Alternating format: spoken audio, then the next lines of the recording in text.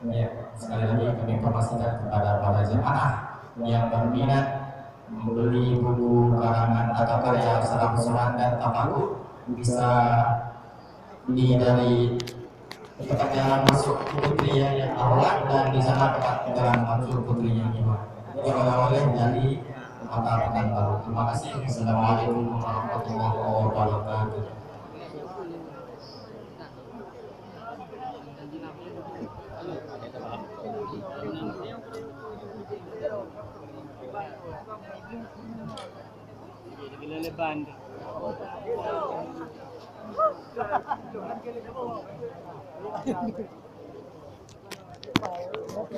Bokar, bokar, bokar.